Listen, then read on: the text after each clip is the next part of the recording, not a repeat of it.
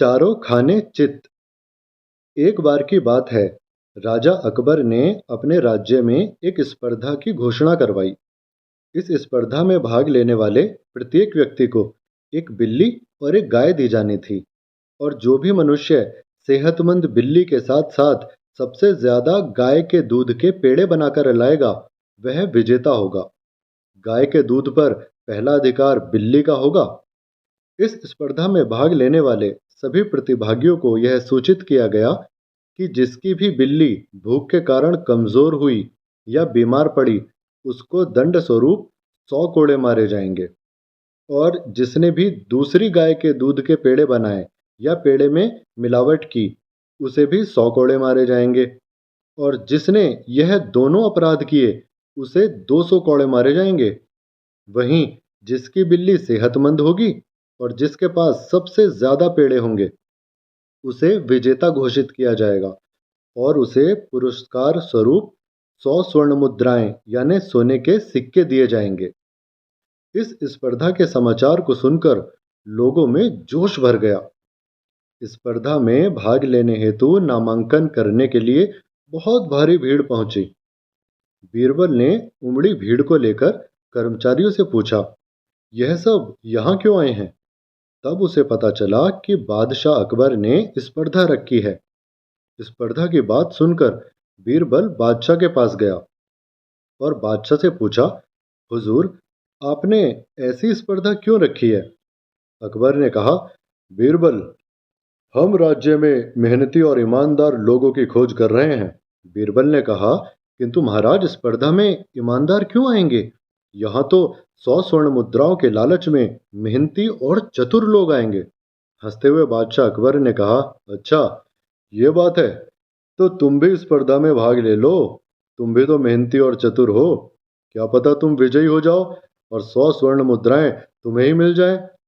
बादशाह की बात सुनकर बीरबल ने पूछा, क्या मेरे विजेता होने पर आप मुझे 100 स्वर्ण मुद्राएं देंगे? बादशाह ने मुस्कुराते हुए कहा, हाँ हाँ, क्यों नहीं बीरबल।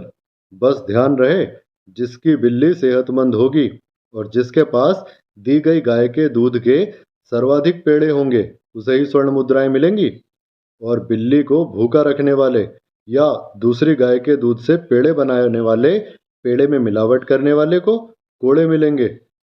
और यदि चतुर बीरबल तुम बेईमानी में पकड़े गए, तो मैं तुम्हें कोड़ों से नहीं बचाऊंगा। दंड तो तुम्हें भी स्वीकार करना पड़ेगा।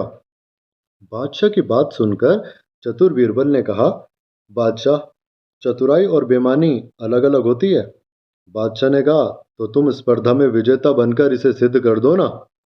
बीरबल ने बादशाह अकबर से पूछा, किसी ने बेईमानी की है, यह कैसे सुनिश्चित करेंगे? अकबर ने कहा, मैंने उसके लिए जासूसों का जाल नगर में बिछा दिया है। तुम उसकी चिंता मत करो, मुझे सारी खबरें मिलती रहेंगी। अब मन से संदेह दूर हो गए हों तो जाकर नामांकन करवा लो। अकबर ने मुस्कुराते हुए कहा। बादशाह की बातें सुनकर बीरबल मुस्कुराया और कहा, जैसा आपका आदेश बादशाह। और नामांकन के लिए कार्यालय की ओर चल पड़ा। सारे प्रतिभागियों के साथ बीरबल ने भी नामांकन भर दिया। सभी प्रतियोगियों को एक बिल्ली और एक गाय दी गई और 1 महीने का समय दिया गया। सभी प्रतिभागी अपनी बिल्ली को सेहतमंद बनाए रखने और बचे हुए दूध से पेड़े बनाने में जुट गए। वहीं बादशाह के जासूस भी सभी प्रतिभागियों पर नजर बनाए हुए थे। धीरे धीरे 1 महीना बीत गया और प्रतियोगिता समाप्त हुई। सभी प्रतिभागी अपनी अपनी बिल्ली और बनाए हुए पेड़ों की पोटली लेकर बादशाह के दरबार में पहुंचे। सबसे पहले जासूसों ने उनके नाम की घोषणा की, जिन्होंने दूसरी गांव की दूध से पेड़े बनाए थे। नाम की घोषणा के साथ उन्हें दंड भी मिला, परंतु उसमें बीरबल का नाम नहीं था। उसके बाद सभी प्रतिभागियों को पेड़ों की पोटली खोली गई और सभी की बिल्लियों की जांच हुई। जिनकी बिल्लियां भूख की वजह से सेहतमंद नहीं थी, बीमार सी थी, जांच के बाद जिनकी वो बिल्लियां थी, उन प्रतिभागियों को भी सजा हुई। जिनके पेड़ों में मिलावट थी, उनको भी सजा हुई।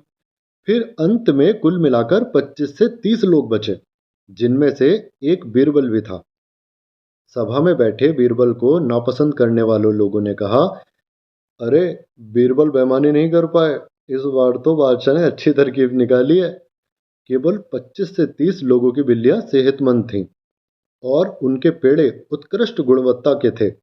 जांच में पता चला कि सबसे ज्यादा पेड़े बीरबल के पास हैं और उसकी बिल्ली भी सेहतमंद है। अब लोगों के बीच कानाफूसी होने लगी कि बीरबल ने कोई बेईमानी नहीं की, तो इसके पास इतने अधिक पेड़े कैसे हैं और इसकी बिल्ली भी सेहतमंद है। बाकी लोगों की तुलना में बीरबल के पेड़े दुगने थे और बादशाह के नियम के अनुसार गाय के दूध से पहले बिल्ली को पोषित करना था और फिर पेड़े बनाने थे। अब ये बात लोगों को अनहोनी सी लगने लगी। लोगों ने अनुमान लगाया कि अवश्य ही बीरबल ने दूसरी गाय के दूध से पेड़े बनाए हैं। अब चूंकि बीरबल बादशाह का खास है, इसलिए शायद जासूस उसकी शिकायत नहीं कर रहे। धीरे धीरे यह कानाफूसी बादशाह तक पहुंची। ऊपर से बीरबल के प्रतिद्वंदी और जलने वाले लोगों ने सभा में बेईमानी के नारे भी लगाने शुरू कर दिए। अब अकबर थोड़ा क्रोधित हो गए। अकबर ने कहा, बीरबल, नियम के अनुसार तो तुम ही विजेता हो, पर इन 100 सोने के सिक्कों पर तभी तुम्हारा अधिकार होगा जब तुम सभा में सबको बता पाओ कि तुमने उतने ही दूध में बाकी लोगों से अधिक पेड़े कैसे बना लिए। बीरबल ने कहा, जहांपना, मेरी बिल्ली तो दूध पीती ही नहीं है, इसलिए मैंने सारे दूध के पेड़े बना दिए। बादशाह ने गुस्से में कहा, ऐसा कैसे हो सकता है कि बिल्ली दूध ना पिए? हाँ, यदि ऐसा है तो क्या मैं तुम्हारी बिल्ली को दूध परोसने का आदेश दे दूं? यदि बिल्ली ने दूध पी लिया तो तुम्हें दंड स्वरूप 100 कोड़े मारे जाएंगे झूठ बोलने के लिए। बोलो, क्या तुम्हें मंजूर है? बीरबल ने कहा, 100 कोड़े नहीं महाराज, यदि बेईमानी सिद्ध हो जाए तो सर कलम कराना भी मंजूर है, परंतु यदि बिल्ली ने दूध नहीं पिया तो फिर क्या होगा? तो बादशाह ने कहा, बीरबल, फिर मैं तुम्हें विजेता घोषित कर 100 स्वर्ण मुद्राएं दूंगा। बीरबल ने कहा, मुझे मान्य है, आप बिल्ली को दूध परोसने का आदेश दें। यह कहकर बीरबल ने बिल्ली को आसन पे बिठा दिया और स्वयं दूर जाकर खड़ा हो गया। जब सेवक ने बिल्ली को दूध परोसा, बिल्ली उल्टे पांव भाग गई। तब बीरबल ने कहा, जहांपना, मैंने कहा था ना कि मेरी बिल्ली दूध नहीं पीती। अकबर ने पूछा, बीरबल, फिर तुम्हारी बिल्ली इतनी सेहतमंद कैसे है?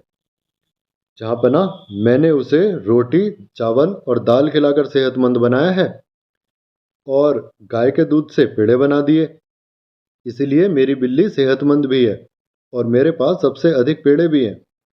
तो इस हिसाब से मैं विजेता हुआ। सभी दरबारी इस बात से सहमत हुए और बादशाह ने बीरबल को विजेता घोषित कर दिया। बीरबल घूमता हुआ मित्रों के पास पहुंचा।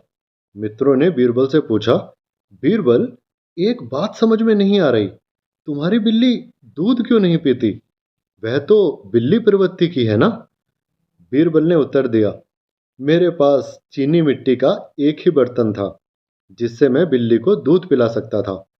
पहले ही दिन जब मैंने अपनी बिल्ली को दूध उबाल कर परोसा, वह पहले ही घूंट के साथ भाग गई। उसका मुंह जल गया था। फिर मैंने बाद में उसको ठंडा करके दूध दिया, पर उसने कभी दूध ही नहीं पिया। संभवतः मुंह जलने के डर से बिल्ली ने फिर कभी दूध की तरफ देखा भी नहीं। इस बार बीरबल बिना कोई तिकड़म लगाए स्पर्धा जीत जाने की वजह से उसके प्रतिद्वंदी चारों खाने चित्त हो गए। दोस्तों, आपको ये कहानी पसंद आई हो तो प्लीज़ वीडियो को लाइक और चैनल को सब्सक्राइब करना मत भूलिएगा। साथ ही बेल आइकन का बटन ज़रूर दबा दीजिएगा ताकि नई नई वीडियो आने पर आपको पता लग सके। धन्यवाद।